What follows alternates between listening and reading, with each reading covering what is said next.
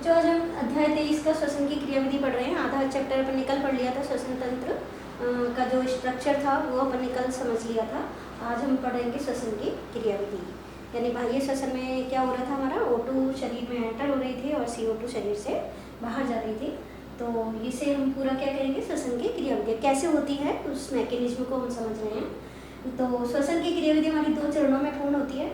एक होता है निःश्वसन और एक कहलाता है उच्च श्वसन। निःश्वसन का मतलब O2 का शरीर में प्रवेश करना, शरीर में प्रवेश करना।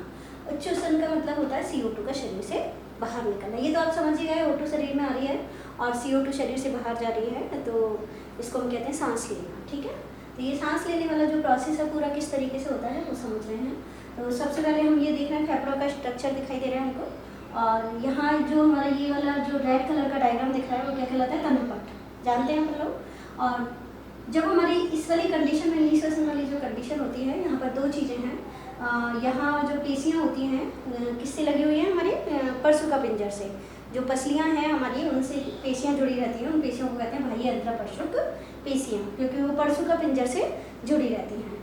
तो ये जो पेशियाँ होती हैं इनमें क्या हो रहा है, संकुचन होता है, और साथ साथ ही हमारे इसमें भी डायफ्राम में भी संकुचन होता है। डायफ्राम को हम कहते हैं तनुपट, इसमें भी संकुचन होता है। संकुचन होने से कहाँ जाएगा, नीचे आ जाता है। डायफ्राम कहाँ जाता है, नीचे। और जो हमारा पेशियों में जब हमारा संकुचन होता है तो ये क्या हो जाती है, बाहर की ओर दीवारों की तरफ प्रेशर डालती है, फैल जाती है हमारी, यानी पसलियाँ क्या हो जाती है, ऊपर की ओर उठ जाती है। ऊपर की ओर उठने से और डायफ्राम के नीचे जाने से, उधर की ओर जाने से क्या हो जाएगा, बक्षगुहा का आयतन बढ़ जाता है। बक्षगुहा का आयतन बढ़ने की वजह से इसके अंदर जो वायु जो कम जगह में पहले मौजूद थी वो ज़्यादा जगह में फैल जाती है। ज़्यादा जगह में फैलने से क्या हो गया, इसका प्रेशर कम हो गया, अंदर वायु का दाब कैसा हो जाएगा, कम हो जाएगा। और कम होने की वजह से बाहर के वायुमंडल का दाब कैसे ज़्यादा और अंदर कैसा हो गया, वायु का दाब कम है। इसकी वजह से वायु हमेशा क्या हो जाएगी, उच्च दाब से कहाँ जाती है, निम्न दाब की ओर होती है। तो वायु नासा द्वारा से होती हुई, श्वसन मार्ग से होती हुई हमारे कहाँ पहुँच जाती है, फेफड़ों के अंदर एंटर कर जाती है और वायु कोशिकाओं में धीरे धीरे आने चालू हो जाती है। और वायु कोशिकाओं में तब तक आती रहती है जब तक कि बाहर का वायु दाब और अंदर का वायु दाब कैसा नहीं हो जाए, बराबर ना हो जाए। ठीक है, तो हमारे कुछ पॉइंट्स हैं, इन पॉइंट्स के हम लोग इस तरीके से लिख सकते हैं निःश्वसन क्या होता है। ये जो हमारा डायग्राम दिख रहा है ये पेशियों का डायग्राम बनाया मैंने, बाह्य अंतरपरशुक पेशियाँ हैं जो पेशियों से अटैच हैं। तो ये भी बाहर की तरफ प्रेशर डाल रही हैं।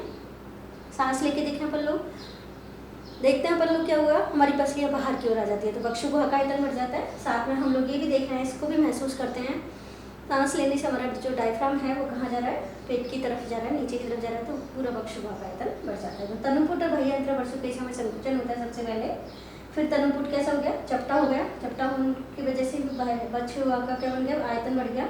बाह्य अंतरपरशुक पेशियों में संकुचन हो गया, जिससे पसलियाँ क्या आ गई, बाहर आ गई, इससे भी बक्षगुहा का आयतन बढ़ जाता है। बक्षगुहा और फेफड़ों में वायुमंडल का दाब कैसा हो जाएगा, वायु का दाब कैसा हो जाएगा, बाहर के दाब से कम हो जाएगा। अतः वायु श्वसन मार्ग से होती है कहाँ एंटर कर जाएगी, हमारे फेफड़ों में प्रवेश कर जाएगी और तब तक बढ़ती रहेगी जब तक कि दोनों तरफ वायु दाब बराबर ना हो जाए। तो ये पूरा प्रोसेस क्या कहलाएगा, निःश्वसन कहलाएगा। अब निःश्वसन के साथ साथ हम अगला देख रहे हैं उच्च श्वसन।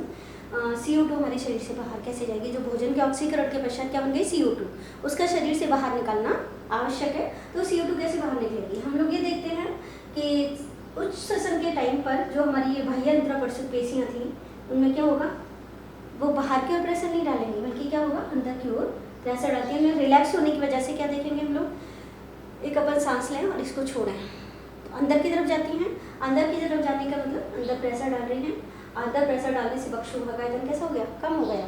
साथ साथ हमारा जो ये डायफ्राम है ये भी हमारा कहाँ जाएगा, शिथिल होने की वजह से फेफड़ों की ओर ही ऊपर की तरफ उठ जाता है। तो इन दोनों ही प्रोसेस से अंतरपरशुक बाह्य अंतरपरशुक पेशियों में संकुचन वो शिथिलन हो रहा है, साथ साथ हमारे किसका हो रहा है, तनुपुट में भी शिथिलन हो रहा है। तो इन दोनों चीज़ों से हमारे बक्षगुहा का आयतन कैसा हो जाता है, कम हो जाता है। बक्षगुहा का आयतन कम होने की वजह से इसके अंदर जो वायु भरी हुई है वो कैसी हो जाएगी, प्रेशर ज़्यादा हो जाएगा। क्यों प्रेशर ज़्यादा हो जाएगा, क्योंकि जो जगह ज़्यादा थी पहले वो कैसी हो गई, कम हो गई। कम होने से उसमें प्रेशर ज़्यादा बढ़ेगा। अंदर का प्रेशर कैसा हो गया, ज़्यादा हो गया, और बाहर का प्रेशर वायु का कैसा हो गया, कम हो गया। तो हम लोग देखेंगे कि वायु कहाँ गई, उच्च दाब से निम्न दाब की ओर। तब वायु का एंट्रेंस कोशिकाओं से श्वसन मार्ग की ओर होगा। तो वायु कोशिकाओं से धीरे धीरे वायु श्वसन मार्ग से होती हुई नासाद्वार के माध्यम से बाहर निकल जाती है। पूरा प्रोसेस कहलाएगा उच्च श्वसन। तो यहाँ पर तो संकुचन होता है इन दोनों चीज़ों में, किस में, तनुपुट अभयंत्र परशुपेशियों में, यहाँ होता है शिथिलन। ठीक है, इन सारी चीज़ों से प्रेशर, वायु का प्रेशर जो होता है यहाँ पे कम हो गया, और कम होने की ज़्यादा हो गया इसके अंदर वायु का प्रेशर कैसा बढ़ गया, ज़्यादा बढ़ गया। क्यों? क्योंकि जगह कैसे हो गई, कम हो गई, इसलिए वायु का प्रवेश कहाँ होगा, बाहर, अंदर से बाहर की ओर। ठीक है, तो ये हो गया हमारा श्वसन। तो हमारे ये सारी चीज़ें हमें समझ में आ गई। तनुपुट और बक्षु गुहा, तनुपुट और बाह्यंत्र परशुपेशियों में शिथिलन हो रहा है, तनुपुट का बक्षु गुहा में ऊपर उठ गई और बक्षु गुहा का आयतन कम हो गया। साथ साथ बाह्यंत्र परशुपेशियों में भी शिथिलन हो गया। शिथिलन होने से पसलियों में खुद में भी वजन होता है, तो वो नीचे आती हैं, और नीचे आने के कारण बक्षु गुहा का आयतन कम हो जाता है। बक्षु गुहा और फेफड़े, इन दोनों का वायु दाब किससे हो गया, वायुमंडलीय दाब से कैसा हो गया, ज़्यादा हो गया। अंदर का प्रेशर कैसा हो गया, ज़्यादा हो गया। और अतः वायु कूपिकाओं से श्वसन मार्ग से होती हुई वायु कहाँ चली जाती है, वायुमंडल में चली जाती है। वायु कूपिकाओं से वायु, यहाँ पर वायु कौन सी है, CO2 है, यहाँ पर वायु कौन सी है, O2। ठीक है, तो निःश्वसन और उच्च श्वसन, इन दोनों के कंप्लीट होने से हमारी जो सांस लेने वाला प्रोसेस है कंप्लीट हो जाता है, निःश्वसन की क्रियाविधि हमारी कंप्लीट हो जाती है। और दोनों को मिला के हमने क्या कहा, पूरा बाह्य श्वसन। तो बाह्य श्वसन की क्रियाविधि हमको समझ में